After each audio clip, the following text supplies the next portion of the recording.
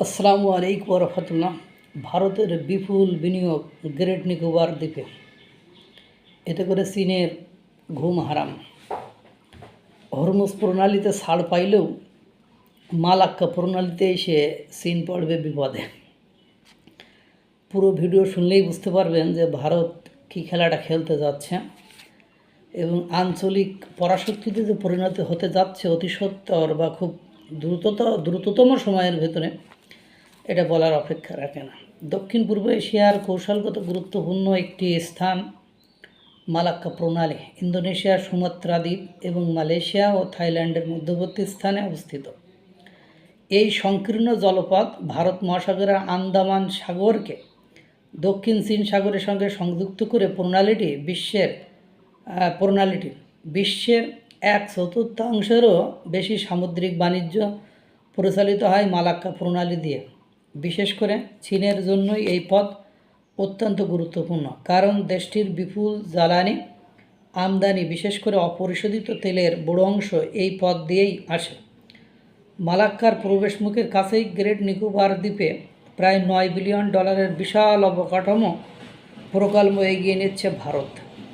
এটি কেবল উন্নয়ন প্রকল্প নয়, বরং চীনের বাড়তে থাকা সামুদ্রিক প্রভাব মোকাবেলায় ভারতের দীর্ঘমেয়াদী কৌশলের একটা অংশ। এটা ভারতের আন্দামান ও নিকোবর দ্বীপপুঞ্জের অংশ। গ্রেট নিকোবর ইন্দোনেশিয়ার অনেক কাছাকাছি মালাক্কা প্রণালীর পশ্চিম প্রবেশ মুখ থেকে মাত্র 150 কিলোমিটার দূরে অবস্থিত এই দ্বীপ বহুদিন ধরেই ভারতীয় প্রতিরক্ষা কৌশলের গুরুত্বপূর্ণ অংশ হিসেবে বিবেচিত হয়ে আসছে। এমন বাস্তবতায় গ্রেট নিকোবরে ভারত যে প্রকল্প হাতে নিয়েছে তার মধ্যে রয়েছে একটি আন্তর্জাতিক কন্টেইনার ট্রান্সশিপমেন্ট টার্মিনাল, দ্বৈত ব্যবহারযোগ্য বেসামরিক ও সামরিক বিমানবন্দর, বিদ্যুৎ কেন্দ্র এবং নতুন শহর গড়ে তোলার পরিকল্পনা। এই প্রকল্পের মাধ্যমে ভারত শুধু বাণিজ্যিক সক্ষমতা বাড়াচ্ছে না, এরই সঙ্গে মালাক্কার উপর নজরদারি ও সামরিক উপস্থিতিও শক্তিশালী করতে চাইছে।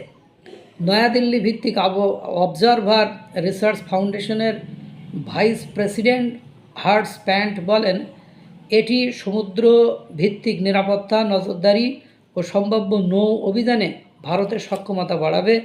গ্রেট নিকোবরকে দীর্ঘদিন ধরেই সামরিক ও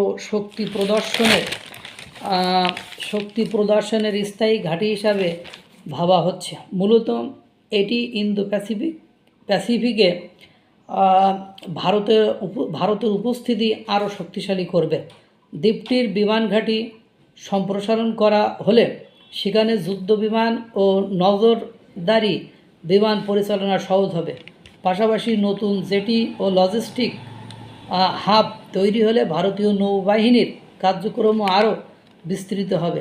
ইরান যুক্তরাষ্ট্র উত্তেজনার জেরে হরমুজে জাহাজ চলাচল ব্যাহত হওয়ার পর ভারত বুঝতে পারছে সামুদ্রিক বাণিজ্য পথে নিরাপত্তা ভবিষ্যৎ কৌশলের বড় অংশ। এজন্য নিকোবরকে এমন একটি বিশ্বাসযোগ্য সামরিক ঘাঁটিতে পরিণত করার চিন্তা করা হচ্ছে যেখান থেকে মালাক্কার নিরাপত্তা তদারকি করা যাবে। এই প্রকল্পের আরেকটি বড় লক্ষ্য হল চীনের সামুদ্রিক প্রভাবকে প্রতিরোধ করা। গত 1 দশকে বেইজিং ভারত মহাসাগর অঞ্চলে নিজেদের উপস্থিতি দ্রুত বাড়িয়েছে। শ্রীলঙ্কা ও পাকিস্তানে বন্দর নির্মাণ, মিয়ানমারের সড়ক ও রেল যোগাযোগ, এমনকি নিয়মিত চীনা সাবমেরিন ও নজরদারি জাহাজের চলাচল সবই ভারতের কৌশলগত উদ্বেগ বাড়িয়েছে। হার্টস প্যান্টের ভাষায়, ইন্দো প্যাসিফিকে প্রতিযোগিতা বাড়ার এই সময়ে ভারতীয় ভূখণ্ডকে সামুদ্রিক শক্তি প্রদর্শনের উপযোগী করে তোলার সক্ষমতা অত্যন্ত গুরুত্বপূর্ণ হয়ে উঠেছে। ভারত এখন কেবল সীমান্ত নিরাপত্তার দিকে নয়, বরং পুরো ভারত মহাসাগর অঞ্চলে নিজেদের নেট সিকিউরিটি প্রোভাইডার হিসাবে প্রতিষ্ঠিত করতে চাইছে। অর্থাৎ ভারত খেলাটা খেলতে চাচ্ছে এবং এইটা যদি নিয়ন্ত্রণে নিয়ে ফেলে বা এখানে যে প্রকল্প করছে সেখান থেকে, যেমন হরমুজ প্রণালীতে ইরানের বাহিনী আপনার নজরদারি করে তদারকি করতে পারে, ঠিক ওই গ্রেট নিকোবর থেকে ওই কাজগুলোই তারা করতে পারবে। সুতরাং চীন ওদিক থেকে ছাড়াই আসলেও 1/4 মানে কমিউনিকেশন বা অপরিশোধিত তেল আনার ক্ষেত্রে ভারতের সাথে তেড়ামি করলেই বিপদে পড়ে যাবে। আল্লাহ তাআলা সকলকে ভালো রাখুক, সুস্থ রাখুক। আসসালামু আলাইকুম রহমতুল্লাহ।